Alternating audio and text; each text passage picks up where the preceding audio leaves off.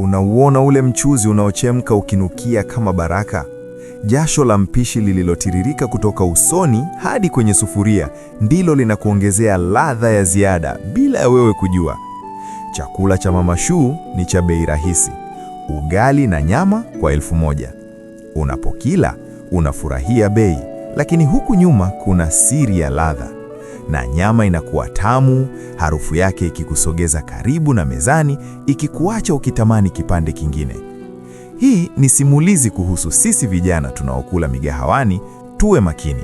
Lakini kabla hatujaianza simulizi yetu, naomba utuandikie maoni yako hapo chini, kwamba simulizi zetu zinakupa funzo au zinakusisimua. Chukua dakika moja tu kuandika maoni yako hapo chini, ndiyo sapoti yako kwetu. Pia usisahau kusubscribe. Okay, ushamaliza? Tuianze sasa simulizi yetu. Saa 6 mchana, jua la Dar es Salaam likiwa utosini, likichoma utadhani liko mbali wa futi 2 kutoka kwenye upara wa kichwa changu. Kwenye eneo lile la viwandani, ving'ora vya tanuru na kelele za malori vilimezwa na sauti moja tu iliyokuwa na nguvu kuliko zote. Sauti ya matumbo ya wafanyakazi wenye njaa. Wote walikuwa wanakimbilia sehemu moja, kwa Mama Shuu. Nilisimama pembeni mwa banda lile la mabati chakavu, nikimtazama kijana mmoja mrefu, mchafu wa nguo za oili, akipakuliwa wali na rosti nzito ya nyama. Rosti iliyojaa mafuta mekundu, ikitoa harufu ambayo ingemtoa nyoka pangoni. Mate yalimtoka yule kijana, huku akimeza fundo la mate kwa tamaa. "Niongeze supu kidogo Mama Shuu, leo hii nyama tamu," yule kijana alisema, huku akilamba vidole vyake vilivyobubujika mafuta. Mama Shuu, mwanamke mnene, mweusi, mwenye tabasamu la kibiashara na meno ya dhahabu, alicheka kwa sauti. "Kula baba, hapa ni mwendo wa ladha tu, nguvu mpya kazini." Moyo ulinilipuka. Pa! Nilitaka kupiga kelele. Nilitaka kumrukia yule kijana na kumwapua lile sahani mkononi mwake. Nilitaka kuwaambia kuwa hiyo supu tamu anayokunywa kwa furaha na hilo pande la nyama analolitafuna kwa mbwembwe halitokani na mbuzi wala ng'ombe wala kuku. Mimi najua kwa sababu mimi ndiye niliyeibeba ile nyama saa 9 usiku wa manane. Mimi ndiye niliyesaidia kuichuna ngozi kwenye kichinjio cha siri kilichopo Mabibo bondeni. Mimi ndiye ninayejua kwamba huyo mbuzi alikuwa akibweka kabla hajageuzwa kuwa mchuzi. Jina langu ni Baraka, na hii ni siri nzito ambayo imekaa kooni mwangu kama mwiba kwa miaka 2. Nimeamua kusema. Nimeamua kuliaga dunia au kuponya jamii. Kabla hujala tena huko mtaani, tafadhali nisikilize kwa makini. Yote ilianza siku ambayo nilifika mjini nikitokea mkoani, nikiwa nimebeba begi la nguo na matumaini ya maisha bora, bila kujua naelekea kuwa mpishi wa shetani. Ilikuwa siku ya Jumanne, wiki moja kabla sijaianza kazi ya laana kwa Mama Shuu. Basi la Abud liliingia stendi ya Magufuli likitokea Morogoro. Nilishuka nikiwa nimevaa shati langu la mistari ya njano na suruali ya kitambaa iliyopigwa pasi, nikijiona nimefika Bongo. Mfukoni nilikuwa na 50,000, akiba niliyopewa na mama kwa ajili ya kuanzia maisha kwa mjomba wangu aliyekuwa akiishi Kimara. Shida ilianza pale niliposhuka kwenye daladala eneo la Kimara mwisho. "Oya brother, unakwenda wapi? Kuna usafiri hapa wa bei poa." Kijana mmoja mwembamba mwenye macho mekundu kama kaa la moto aliniuliza, huku akinichangamkia utadhani tunajuana. Kabla sijajibu, nilihisi mkono mwepesi ukipita kiunoni mwangu. Kugeuka, sikuona mtu. Niliposhika mfukoni, puf! Ile 50,000 haipo. Simu yangu ya kitochi haipo, na yule kijana aliyeniongelesha alikuwa ameshapotea kwenye umati wa watu. Nilibaki nimesimama kama sanamu. Miguu iliniisha nguvu. Namba ya mjomba ilikuwa kwenye simu iliyoibiwa na sikuwa nimeikariri kichwani. Ghafla, giza la usiku lilianza kuingia. Dar es Salaam haimbembelezi mgeni. Siku hiyo nililala nje, stendi ya Kimara, nikiwa nimejikunja kwenye kona ya duka lililofungwa. Baridi ya usiku haikuwa kali kama baridi ya moyo wangu. Njaa ilianza kuuma. Tumbo lilikoroma kwa sauti, kiasi kwamba niliona aibu nikihisi wapita njia wananisikia. Siku ya pili ilipita. Siku ya tatu, njaa ilipanda kichwani. Nilikuwa nimechoka, nanuka jasho, na matumaini yamekwisha. Nilikuwa tayari kufanya kazi yoyote ili tu nipate tonge la ugali. Nikiwa nimeketi pembeni ya mtaro nikitafakari kurudi kijijini kwa mguu, gari aina ya Toyota Probox nyeusi T ilisimama mbele yangu. Kioo kilishushwa. Aliyechungulia alikuwa mwanamke mmoja mnene aliyevaa dera kubwa lenye maua ya bluu. Macho yake yalikuwa makali, yanachunguza kama mwewe anayemwangalia kifaranga. Huyu ndiye aliyekuwa Mama Shuu. "Wewe kaka," aliniita kwa sauti nzito yenye mamlaka. "Mbona umekaa hapo tangu asubuhi, huna mishe? Unaumwa?" Niliinuka kwa tabu, nikasogea dirishani. "Hapana mama, nimeibiwa kila kitu. Natafuta hata kibarua nipate nauli ya kurudi nyumbani." Mama Shuu alicheka kicheko kifupi cha dharau. "Kurudi nyumbani?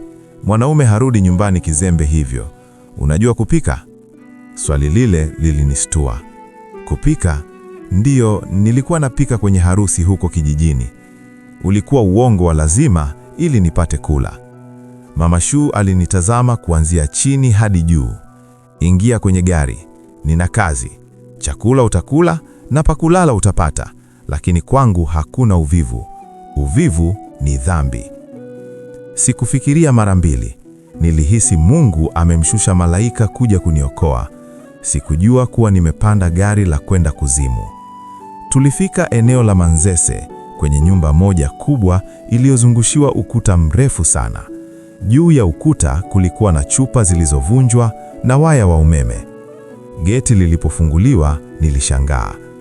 Ndani kulikuwa na masufuria makubwa meusi matano yakiwa jikoni nje. Kulikuwa na vijana wengine watatu, wote wakiwa kimya, wanafanya kazi kwa haraka sana. Hakuna aliyeinua kichwa kunitazama.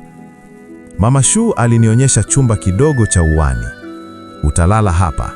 Kazi inaanza saa 5:30 alfajiri. Leo pumzika." Kabla hajaondoka, alinigeukia. Uso wake ukabadilika na kuwa mgumu kama jiwe. "Kitu cha mwisho Baraka, hapa kwenu tuna sheria moja tu. Ukiona kitu, baki nacho moyoni. Ukisikia kitu, kizike masikioni. Mdomo wako uwe kwa ajili ya kuonja chumvi tu, sio kuongea. Tumeelewana?" Niliitikia kwa woga, "Nimeelewana mama." Usiku ule nilipewa wali na maharage. Nilikula kama mwenda wazimu, lakini usiku wa manane niliamshwa na sauti. Sauti kama ya kitu chenye kukwaruliwa, chungu, chuma au msumari. Nilichungulia dirishani. Ile Probox nyeusi T ilikuwa imerudi kwa nyuma mpaka mlangoni mwa jiko. Vijana wale walikuwa wakishusha mifuko mizito ya nylon nyeusi iliyokuwa ikidondoka chini kwa kishindo. Dubi? Dubi? Mfuko mmoja uliteleza na kufunguka kidogo. Mwandamano wa mwezi ulimulika kilichotoka ndani. Haikuwa mchele, haikuwa unga. Ilikuwa ni kitu chenye manyweo na damu. Moyo wangu ulisimama. Saa 11 alfajiri, kengele kali ililia mlangoni kwangu. Ilikuwa kengele ya kuamsha wafanyakazi. Niliamka nikiwa na mwili mzito, kichwa kikiniuma kwa mawazo ya kile nilichokiona usiku ule wa manane. Je, yalikuwa manyoya ya nini yale? Nilipoingia jikoni, nilikutana na harufu nzito. Haikuwa harufu ya kawaida ya chakula. Ilikuwa harufu ya damu mbichi iliyochanganyika na klorini kali, kama ile inayotumika kusafisha vyoo vya hospitali. Mabwaku, kijana mmoja mfupi mwenye misuli na kovu kubwa usoni, alinitupia apron nyeupe iliyofubaa. "Vaa hii, kazi yako leo ni kukatakata vitunguu na kusafisha utumbo. Usiguse masufuria ya nyama bila ruhusa." Mabwaku aliniamuru kwa sauti ya chini, huku akiangalia huku na huko. Nilielekea kwenye meza ndefu ya mbao. Kando yangu kulikuwa na ndoo kubwa 3 zilizojaa nyama ambayo tayari ilikuwa imekatwakatwa vipande vidogo sana. Uniambii kama hiyo ni nyama ya ng'ombe, mbuzi au mnyama gani.